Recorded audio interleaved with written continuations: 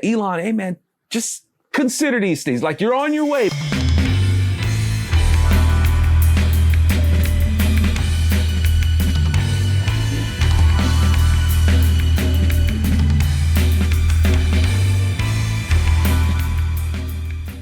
Good on you, folks. Welcome to the Virtue Signal. I'm Alfonso Rachel with my buddy Bill Whittle. Man, let's talk about actual virtue. Let us not be led by these so-called ideas of virtue by these perverts and idiots. Man, those two. And they've kind of taken over that Twitterverse.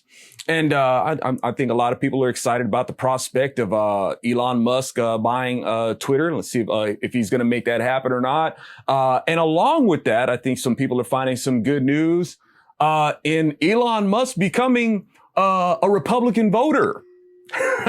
Just last week we said Elon Musk in hell, and now he's at least on the road to redemption. Yes, he's not there yet, but he's turned around. Yeah, right. Now, and see, I don't. Before anybody thinks I'm being a Debbie Downer or anything like that, I should say that I embraced conservatism. You know, being a default liberal Democrat. You know, back in the day, I came to conservatism and being a Republican before I became a Christian.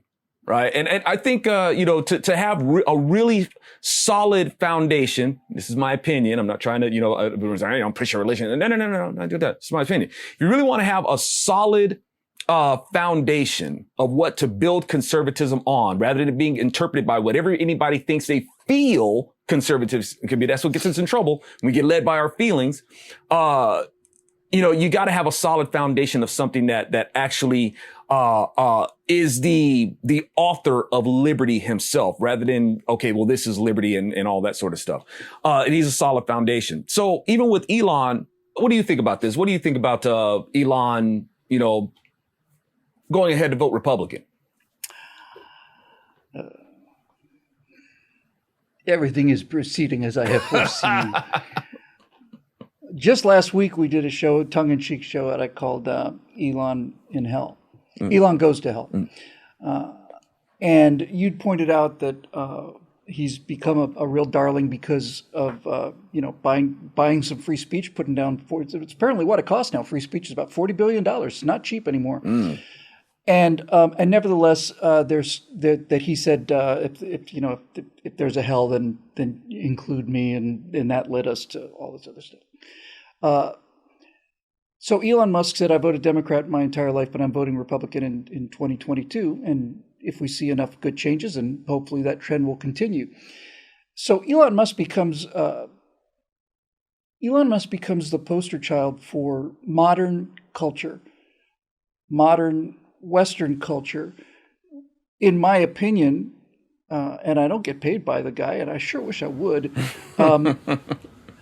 I think without question, he's the most important person on the planet in terms of the material universe, right? I mean, he's succeeding at so many things. So he is a very important person culturally, and more importantly, huge numbers of people like him.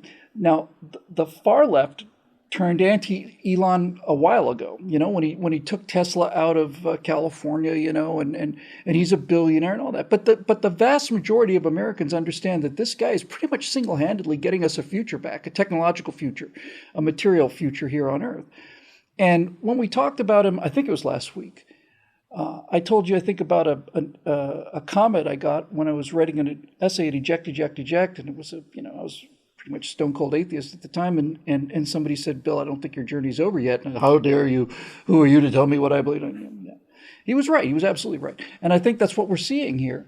I think we're watching in real time the intellectual revolution in an individual, which I suspect, very strongly believe, will be followed rather rapidly by the moral revolution. But in this world that we live in, especially for guys like him who've been so successful in tech, he invented PayPal, basically. That's where his first money came from. And then SpaceX, Tesla, Starlink, all this stuff. He's going to have to I think in the case of Elon Musk, he's already realized which one of these two political factions in the country is better for him and his business, not just from a cold calculation of bottom line, but in terms of the people who believe what he believes in, and the people who support him are conservatives, right? Well, he's a billionaire. Good. Become a bigger billionaire. He's the richest man who ever lived. Fantastic. Yeah, he doesn't pay his fair share of taxes. He wrote a check for $9 billion in income tax. $9 billion he wrote a check for. So people like us defend him because of his actions and what he does. Now, obviously, and I've been accused of being an Elon worshiper, and I am, but I'm not blind about it. There are many things about Elon Musk up to this point, and I'm sure into the future, that I don't agree with, but that's okay. I don't have to agree with everybody on anything. Everybody's a political party of one. And watching somebody who I think is the most important person in the world making this U-turn, and rather quickly, I might add, is another indication of what I talked about on my show this week, on the Virtue Signal that I did, about the fact that the country seems to me that at the very, very least, we're not getting any sicker.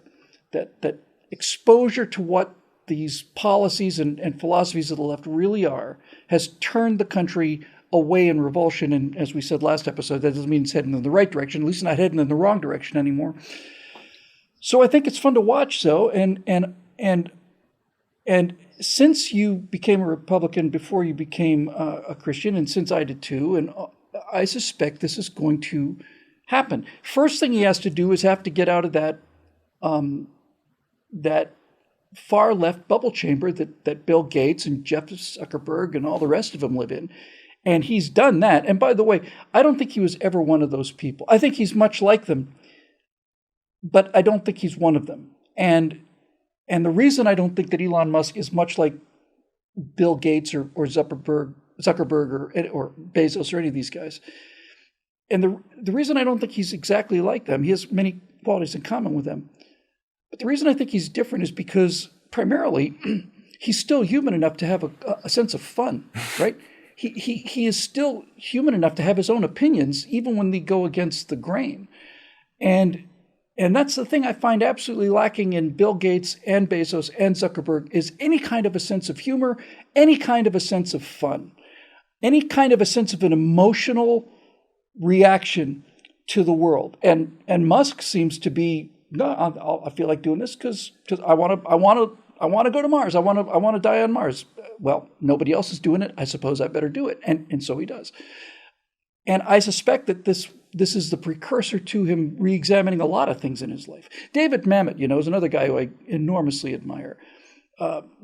He's the greatest living American writer, obviously. Present company accepted, obviously. But Mamet was a New York left-wing intellectual for virtually all of his life. And then over time, 10 years ago now, 20, almost 15, something like that, he began to realize that the people that he agreed with were the people that he'd already hated and always had hated. It turned out that Mamet had the courage to basically write an article, I think for Village Voice magazine, saying, I'm not a liberal, don't call me that anymore, right? I'm a conservative, and this is why. And as soon as that happened, all of a sudden, oh, well, he wasn't really such a great writer, and his latest play is just garbage. And okay. But when Mamet turned, he knew that when he published that article that he was going to lose 98% of his friends, virtually all of his connections, and most of his income. He did it anyway, and Musk has got a lot more money than David Mamet, and Musk has the kind of money to change society, and purchasing Twitter and turning it into a free speech platform is a perfect example of that. And just to throw this on very quickly, there are ripple effects from this. A memo went out from Netflix basically saying to their employees, expect things to get a lot less woke around here in the very near future, right? Disney has taken its absolute battering, which they've deserved. And all of these things are good signs, I think.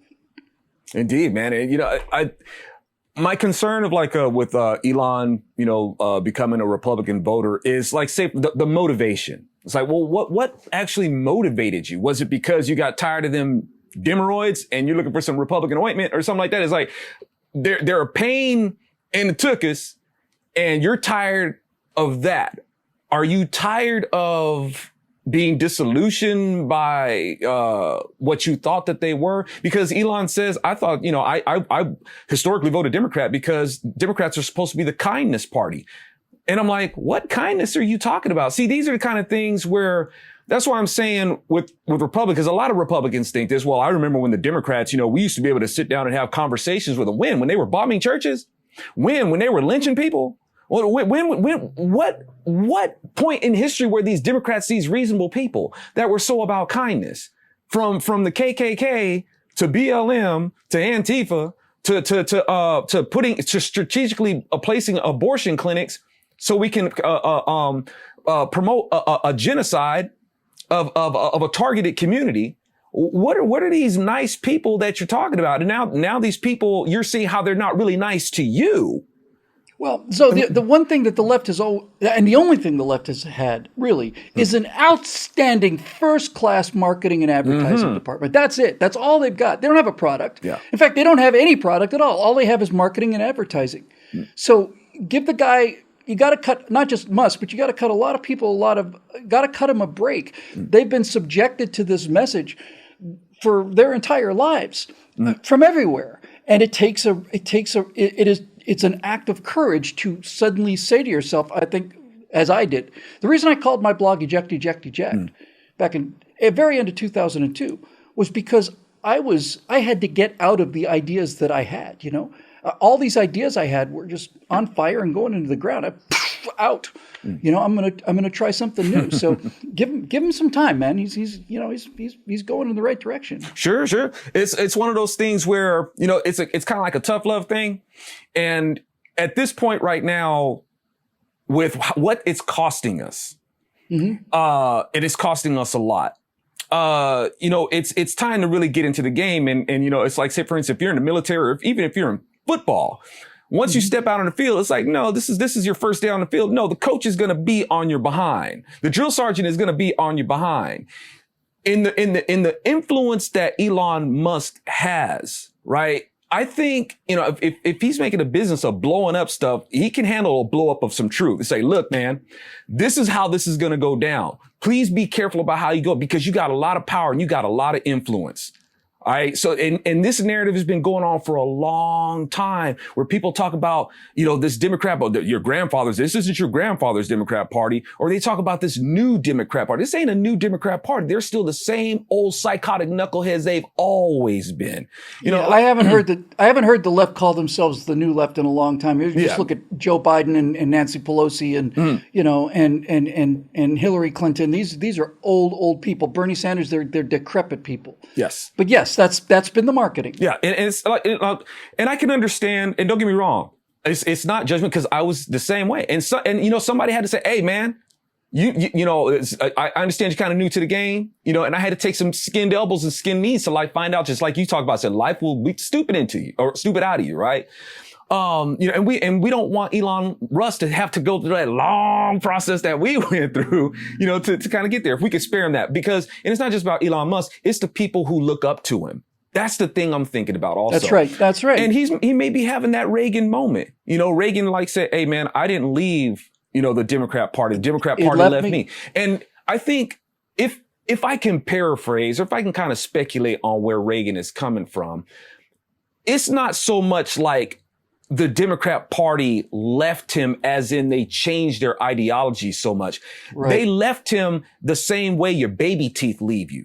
Reagan started to grow up, and it's like, look, man, whatever illusions I ever had about the Democrat Party, that stuff is leaving me. They are who they are, but I'm growing out of them, and I'm shedding that exoskeleton. Okay. I'm getting rid of those baby teeth. And it may be the same thing with Elon Musk.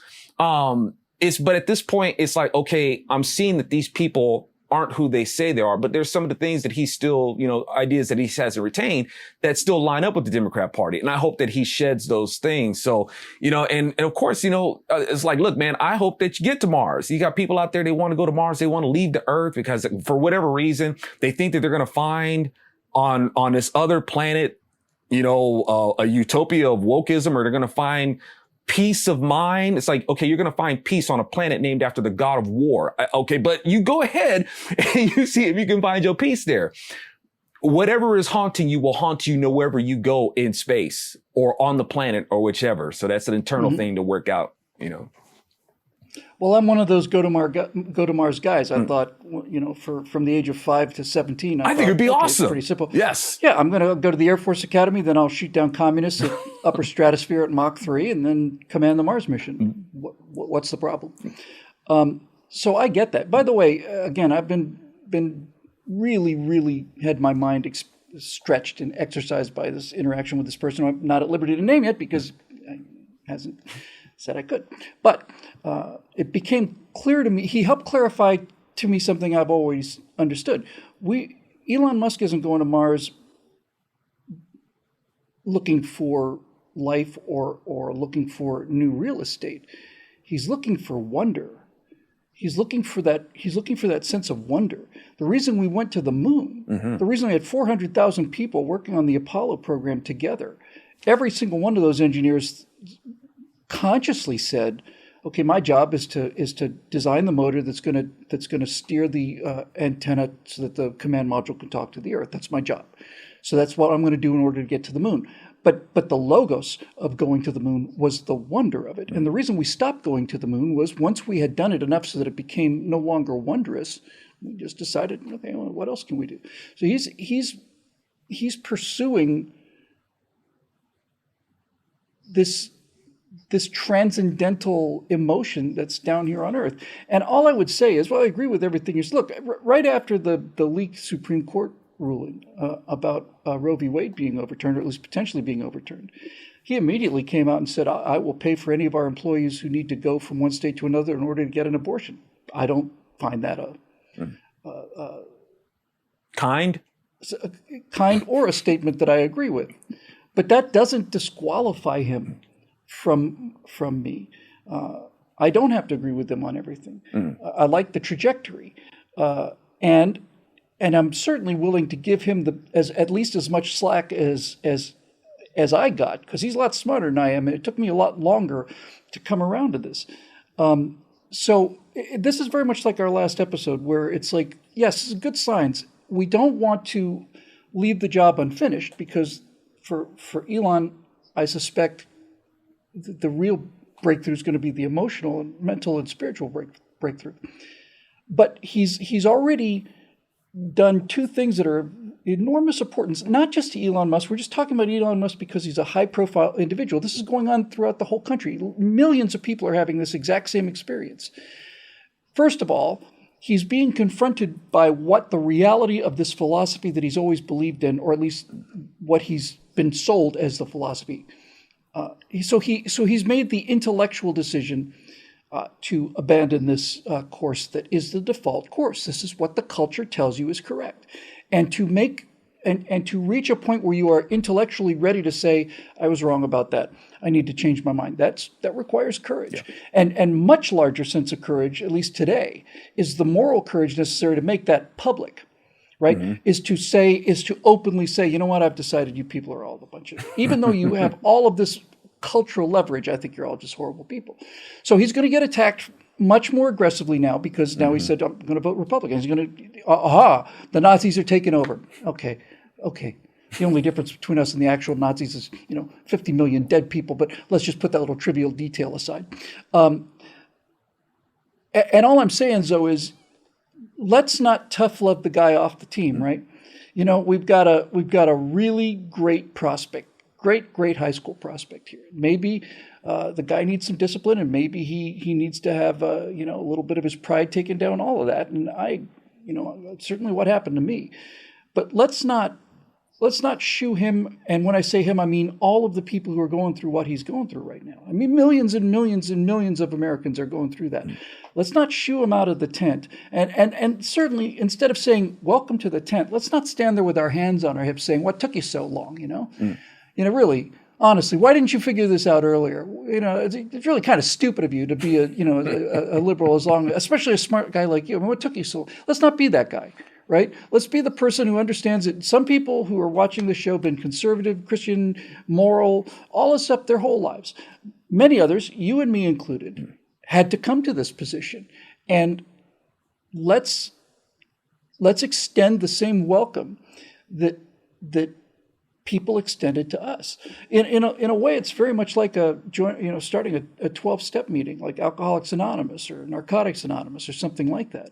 If the first thing that happened to you when you went into the first one of those 12-step meetings was people saying, "Oh, another drug addict. What took you so long? NA has been here for 40 years, and just now you've just figured out that this is going to do you some good." That's not how it works, man. Sure. People come in there and people just say, "Hey, we're glad you're here. Welcome." And that doesn't magically stop them from being alcoholics or drug addicts, but it does put them into the environment where they can begin to reconstruct their lives and get down to the core issues of why they're drug addicts or alcoholics. And parenthetically, since we're on the subject, the first step of the 12-step program is to acknowledge that you are powerless over this disease or this addiction or whatever, and that you need the help of a higher power. Now, they purposely, intentionally left that definition of a higher power very vague for the exact same reason that I just mentioned. If they had said, "You're powerless over your emotions and your only hope is Jesus Christ," a lot of people would have bounced off of that. Mm-hmm. And they don't want people to bounce off of that. But what my personal experience was, because I was the only person in Narcotics, and I was there for a year and a half, I was the only person in Narcotics Anonymous who didn't have a drug problem. But I had an addiction problem, and I had a hole in my soul problem. And I was behaving like a drug addict, even though I wasn't one. So that did me a lot of good. And what that process did to me was, it showed me acceptance. It showed me people that I respected. I've never met a funnier or smarter room full of people than I did in Narcotics Anonymous meetings. That's the honest truth. And that welcoming and that sense of acceptance was enough for me to lower my guard to the degree that I could start listening to what they're saying and start seeing with my own eyes. This guy, my sponsor, was a top stockbroker. He was just an enormously successful guy who had millions of dollars. I never knew his last name. His name was Kevin, but I never knew his last name. And when I met him, he was working as a gas station attendant at Gulf gas station on Dixie Highway, because he had taken the hundreds of thousands of dollars in income and snorted it up his nose. Lost his job, lost his money, lost his family, lost all of these things. And now he's sitting there. I'd go visit him at the gas station before I went to work at a nightclub, which is not a popular occupation when you're dealing with other people who have addiction problems, but nevertheless. And he was happy. He was regretful, but he was happy. And when I went there with all of my high-level problems, a job this and this girl that, hair on fire, he would just sit there, and say, "Did you eat today? Because there's a Burger King across the street. If you didn't eat anything, I'd give you a couple bucks. You can get a hamburger." "No, I had plenty to eat." "What about last night? Did you have a place to sleep?" "Yes, I had a place to sleep. I have an apartment." Then what's the problem, Bill? What's the problem? I guess I never really thought of it that way. But those kind of moments would never have happened to me if people had stood with their hands on their hips at the entrance to the gateway. Indeed. That's what we talk about in terms of, the church, not the church house or the church building, but, you want to, make people know that, look, you're welcome.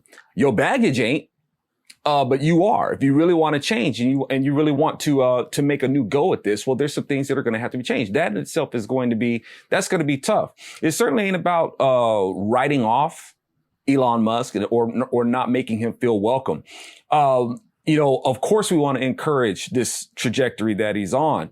The thing to be careful of, though, is, for a long time, we've heard about this, this big tent republicanism, big tent conservatism.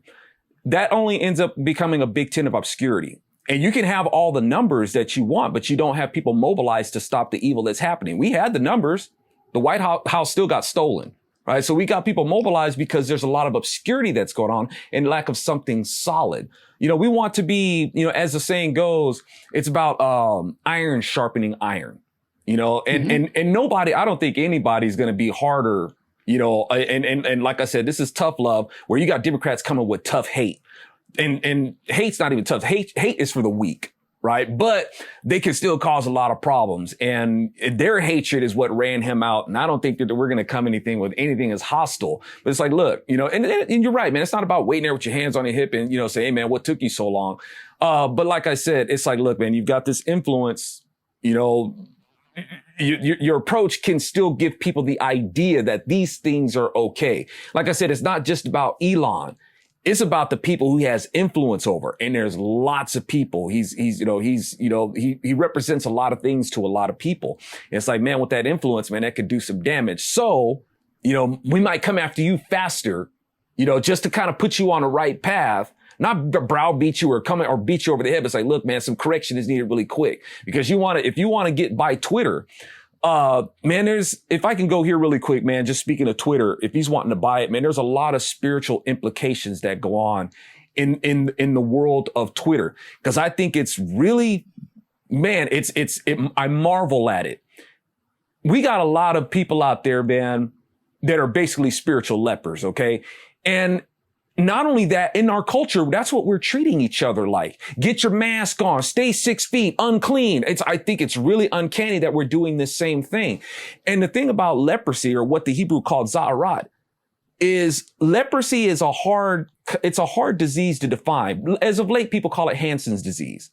But the thing about leprosy is that leprosy came about as a curse. And the chief culprit of the curse of leprosy was because of divisive speech. When you get out there and you slander people, when you gossip, when you cause divisions between people, a curse of za'arat would set in. The prescription for za'arat, to close it, was you had to bring 2 sparrows, right? 1 sparrow was to be sacrificed, 1 sparrow was to be set free. I think it's interesting because a sparrow tweets, right? A sparrow is always tweeting. Yeah, that's their logo. Right? So 1 sparrow is put to death because of the false information. The other sparrow is released because of the good news of this person being healed. Right? So now fast forward to Jesus, the guy who was there giving these laws in the first place, because when the sparrow was sacrificed, it had to be sacrificed over water and its blood mingled with the water in a clay jar. This is a picture of Jesus saying, yeah, I'm going to turn that water into wine. Right? So you have this miraculous thing that he's pointing to from where he did that back then. But when he healed the leper, right? Because these people were gossips. They were loose in tongue. What did he say? Don't go tell anybody. Right? Don't go tweet this out, dude. Don't tweet this out that I healed you. What I want you to do is I want you to go and do what was prescribed by Moses. That way, when people see that sparrow with its tail dipped in blood and they see it, they know that the good news has gone out. And that is the thing that you are to believe. So people aren't misled by misinformation, right? So these things, all the spiritual implications that are in there, and this is the thing that Elon Musk wants to buy. So that's why I'm saying, Bill, these are things that Elon, hey man, just consider these things. Like, you're on your way, man. I ain't judging because I decided, hey man, I'm Republican before I gave Jesus a thought about being the high priest and king. So I'm praying for you, man. That's all I'm saying. I'm praying for you. Well, first of all, I don't think he ever intended to buy Twitter as a sound financial investment. I think he decided to do it because he was sick and tired of watching people being suppressed. And that tells me that he's got, whether he identifies it or not, or wherever it came from, he has at least an inclination towards virtue, because I think that Twitter is so far off of out of his wheelhouse that I think he just did it because he could.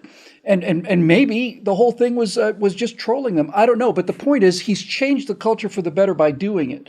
But the main thing I want to respond to quickly, Zoe, is the difference between spirituality or Christianity or whatever and politics. He didn't say he was a Christian. He said he was a Republican. Right. Now, okay, you can criticize that and say, well, we don't want, the big tent. The big tent means nothing if it's just so vague. But if it's a big tent and the big tent allows you to win in the political arena, for example, if you have a tent big enough to allow Donald Trump and the people who opposed him and the people who love him, if the tent was big enough to get him elected, which I believe has happened twice, then the end result of that is is that you get 3 new conservative Supreme Court justices to overturn Roe v. Wade. And now you have a profound spiritual and virtuous